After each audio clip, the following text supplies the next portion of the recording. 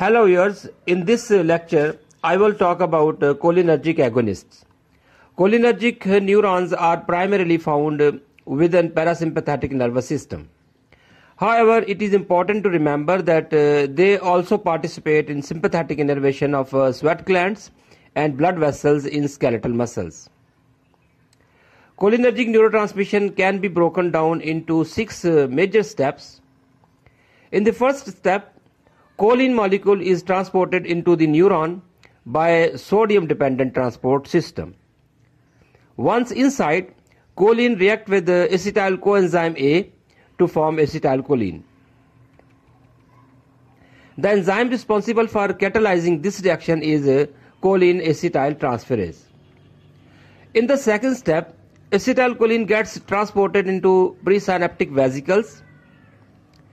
In the third step, the action potential causes the voltage-gated calcium channels to open, allowing calcium to enter into the axon.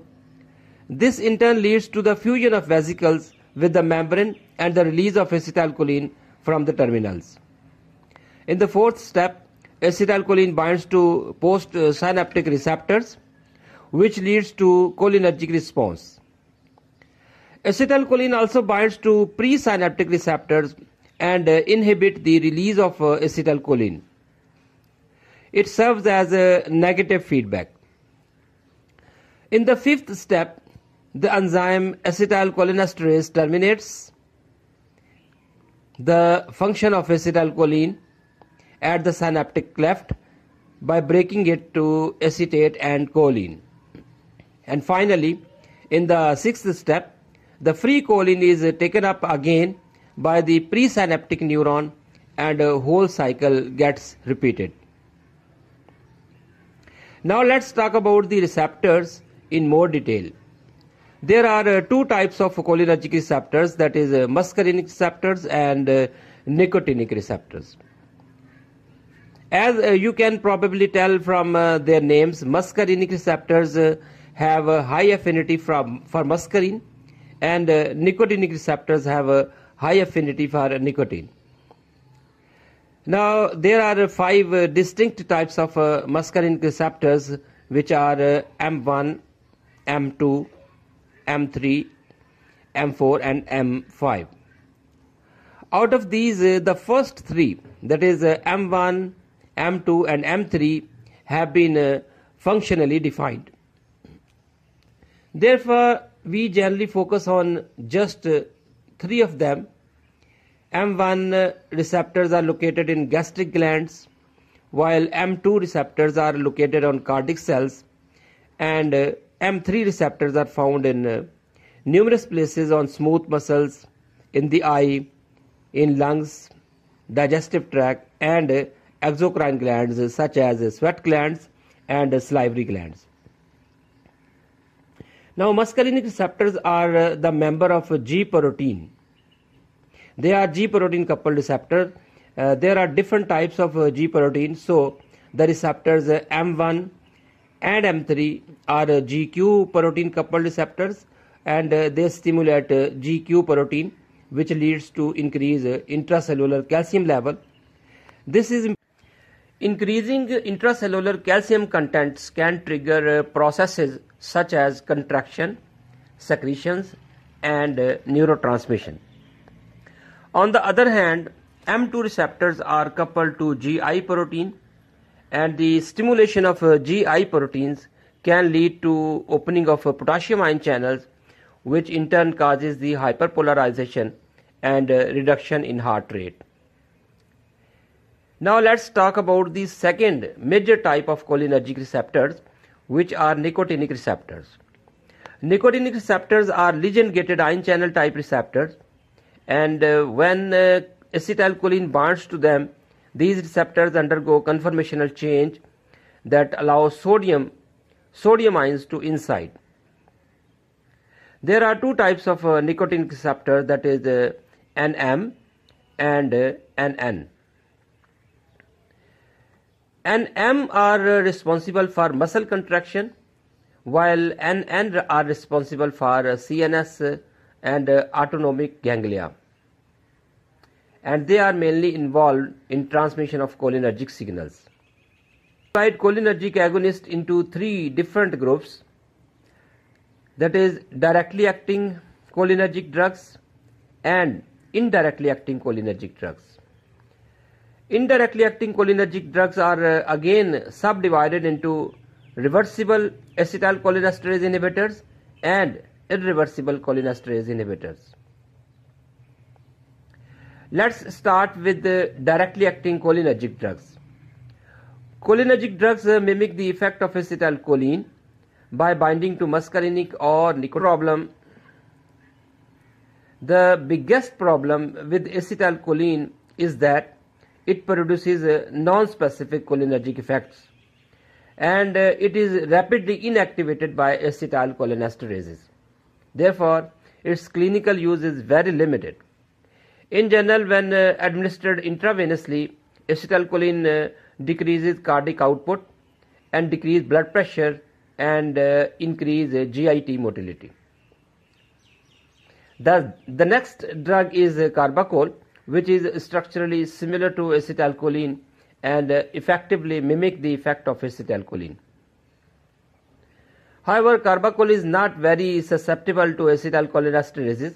Therefore, it has a fairly long duration of action as far as its therapeutic use. Carbachol is sometimes used only to locally constrict the pupil during eye surgery, and it is used to decrease intraocular pressure. There is another drug, pilocarpine. Pilocarpine acts on smooth muscles of the eye, and it constricts the pupil. It also causes to outflow the aqueous humor, which result. That is why pilocarpine is used to treat acute glaucoma attack. The last drug that I want to mention is bethanicol. Unlike the other drugs in this group, bethanicol selectively stimulates urinary and gastrointestinal tract. Therefore, it is sometimes given orally to treat urinary retention and to treat GIT constipation. Now let's talk about reversible agents. First, let's start with adrophonium. Adrophonium reversibly binds to acetylcholinesterases, and it has a very short duration of action, only about 10 to 20 minutes. And its use is restricted to diagnosis of myasthenia gravis. Myasthenia gravis is a neuromuscular disease which is caused by antibodies that block acetylcholine receptors, which leads to muscle weakness. So, when a certain volume is administered to the patient with some myasthenia gravis, we observe a rapid increase in muscle strength. Next, we have physostigmine. Physostigmine stimulates both nicotinic and muscarinic receptors. It is an intermediately acting agent with duration of action about 30 minutes to 2 hours. It has been historically used in the treatment of overdose of anticholinergic drugs such as atropine.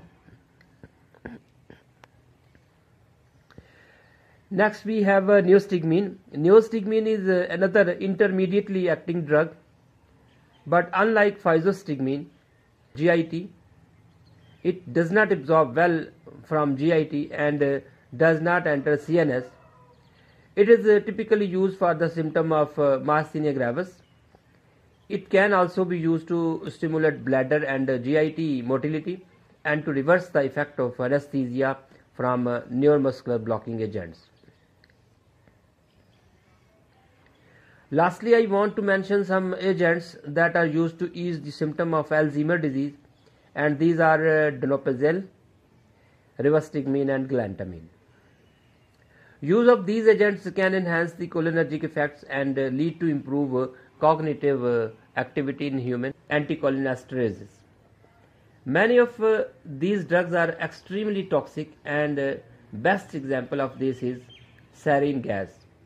The only agent that is used in medical practice is ecothiopate. Ecothiopate causes very strong cholinergic stimulation. Its therapeutic use is restricted to the treatment of open angle glaucoma. In the end, I would like to share some of the side effects associated with cholinergic agonists. The adverse effects are due to the overstimulation of cholinergic receptors, and the ADRs are diarrhea, urination, meiosis, and muscle weakness. Bronchuria. What is bronchuria? It is the production of watery sputum, bradycardia, emesis, lacrimation, and salivation. By using the mnemonics, you can remember ADRs of cholinergic drugs. Thank you for watching.